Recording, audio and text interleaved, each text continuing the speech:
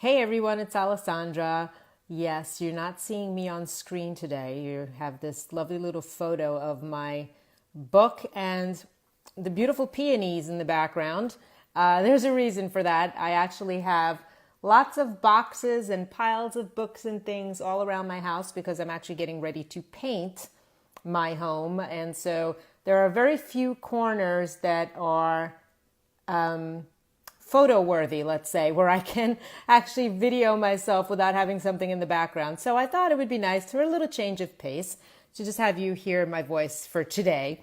And today's topic, what we're going to be talking about is seeing double, nonprofits and the old double standard. This is a topic that really, that I am very passionate about. Let's put it this way.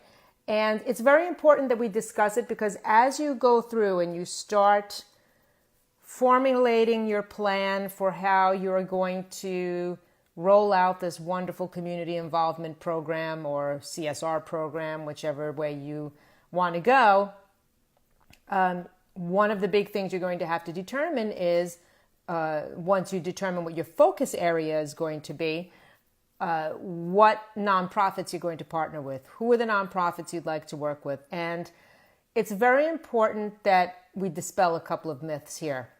Because if there's one thing that drives me absolutely crazy, it is the notion that nonprofits should not be spending any money on operating expenses.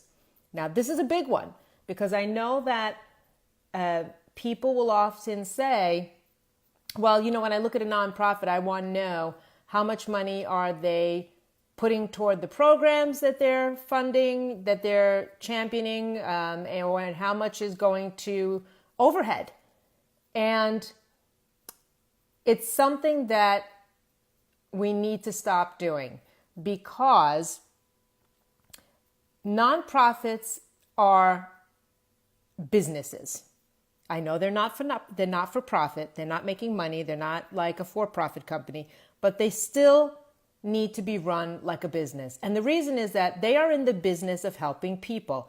And we as a society expect these organizations to perform miracles, to solve issues in our communities, to find cures for diseases. In essence, we're asking them to pretty much change the world. But we're holding them accountable for achieving these missions and all these wonderful goals by not spending any money. So we're telling them we want them to do all these things. We're holding them accountable for achieving their missions, finding cures for diseases, all these lofty goals. But yet we're demanding that they do this without spending a penny on the resources that they need to make it happen. And so they're not allowed to invest in staffing or training or a social media or marketing campaign. We're calling all that stuff overhead. And if they do try to invest in these areas, they are pretty much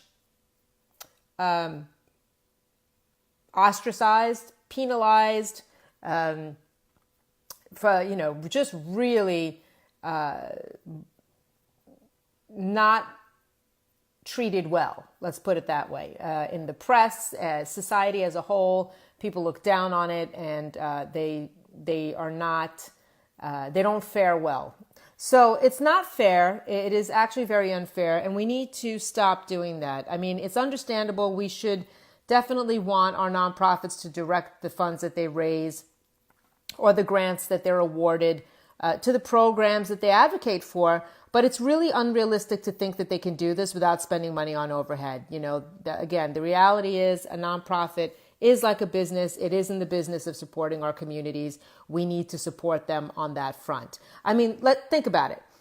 We would be considered absolutely out of our minds if we even contemplated a scenario similar to what we hold the nonprofits to. So, for example, we're expecting them to go out and do all this stuff without hiring people that are seasoned professionals to do things like developing a strategy for them, or developing a marketing campaign, or working, paying an executive the salary that they need in order to be the development director, to go out there and make those connections with the funders, to come up with fundraising campaigns or event planners that are experienced to really develop and brainstorm and think of creative ways and events that will draw people in and funders in. We expect them to do all this without spending money on hiring people with the salaries. And so we're expecting them to, in essence, go out and hire people that are second rate or perhaps volunteers to fill these very important jobs. And it's just not fair. I mean, we would be considered absolutely out of our minds if we were a CEO in a for-profit company and we said, okay, we're just going to hire a mediocre person to be the head of sales. Or let's just go out and have a volunteer do our social media strategy. It wouldn't fly. But yet, this is what we're expecting our nonprofits to do. So there are a number of books out there that actually really illustrate this point. And one of the ones that really changed my perception, because I'll be honest, when I started out in this area of corporate social responsibility, I would look at nonprofits similar to the way all of the rest of us look at them, the rest of society does, because it's just been ingrained in our brain. I would automatically look at, okay, what's the ratio between the money that they raise, what goes towards the programs, and what is going towards overhead, that evil word overhead. And so I came across a book not that long ago, several years back, from a gentleman named Dan Pallotta. And the name of the book was The name of the book was Charity Case, How the Nonprofit Community Can Stand Up for Itself and Really Change the World. But the thing that really caught my attention before I even read that book was a TED Talk that this gentleman did. And the TED Talk was entitled, The Way We Look at Charity is Dead Wrong. And in this TED Talk, Mr. Pallotta was discussing the discrimination that nonprofits are subjected to and how this really prevents them from solving some of the world's most significant issues and, facing even right here in our own communities. And I really highly recommend you all taking about 20 minutes to watch it, because it's a 20-minute talk. But he goes through a number of questions. He poses questions to the audience, which is really thought-provoking.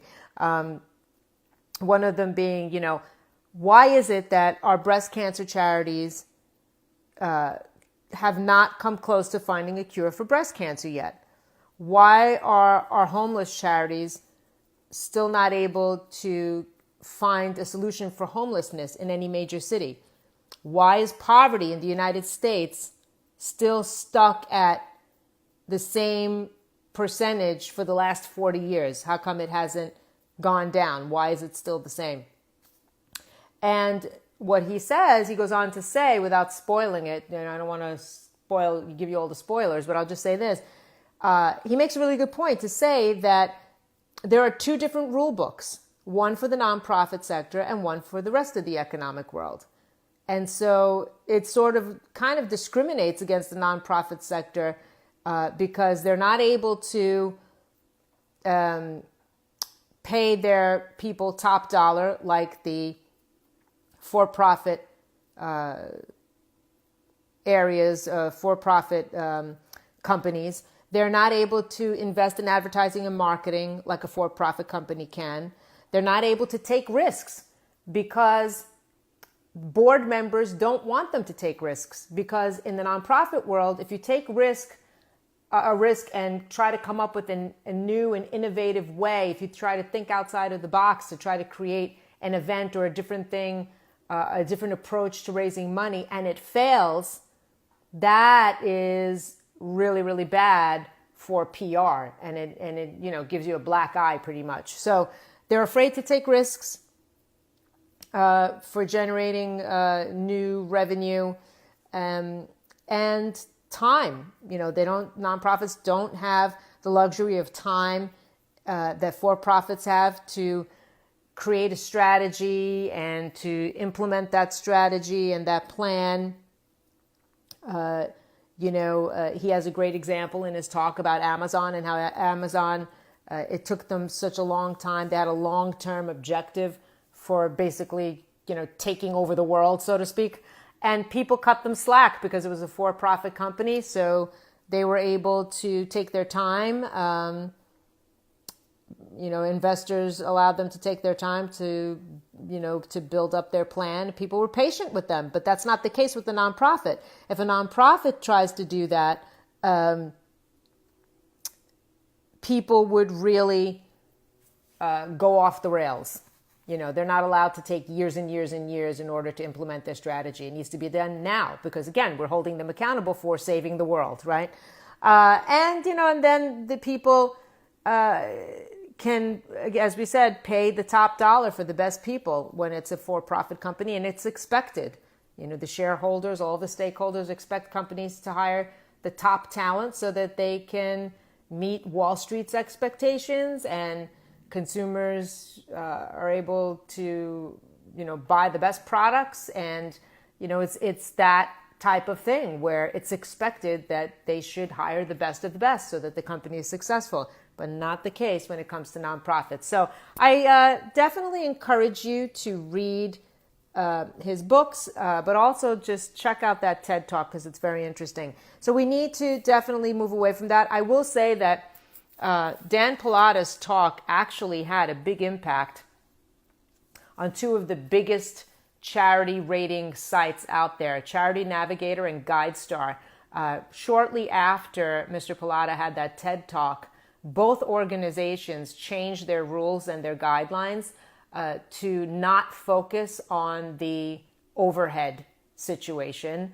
The CEOs of both Charity Navigator and GuideStar sent a letter to all of their subscribers. It was an open letter from these CEOs saying that they are revising their guidelines and that people should not focus as much on the ratio between how much is raised, what goes towards the funding of the programs versus what goes towards overhead, and that you need to look at the whole big picture. What is the impact this organization is having in the community? How many people are they able to serve? What have they done over time? Look at the concrete examples, the reputation of the organization, the impact that they're having in the community. That's what you need to look at, and not so much how much they're paying their executives. Certainly if it's very big and of a disproportion, you'll be able to see. You'll raise a flag. You look at their Form 990, and you'll be able to see what they are doing as far as the salaries and whatnot. And if you see something that's really off the charts and raises a flag, then I would question it. But most nonprofits you will find are working really hard, very reputable, and just in need of more resources and good resources that are able to help them move their mission forward, because that's what we want. That's what we want. All right, so I hope that this was a little bit more of shed a little light on this topic, a little bit more of an education on this. I know it certainly was an eye-opener for me when I read Dan's books and listened to his TED Talk all those years ago. And I hope that you'll look into it too. Remember the name of the book, my book, is $1 Million in Change. If you want to learn more about the nonprofit double standard, as well as creating a program in your company or in your community or in your church or in your school, feel free to pick up the book. It's on Amazon.com, BarnesandNoble.com, and Itasca.com. And I will look forward to speaking with you again soon. Next time you see me, I will be back on video, hopefully, if the house is painted by then. It should be done by then. If not, you'll get another pretty backdrop and another photo of maybe more peonies from my garden. I don't know. All right. Have a great day, everyone.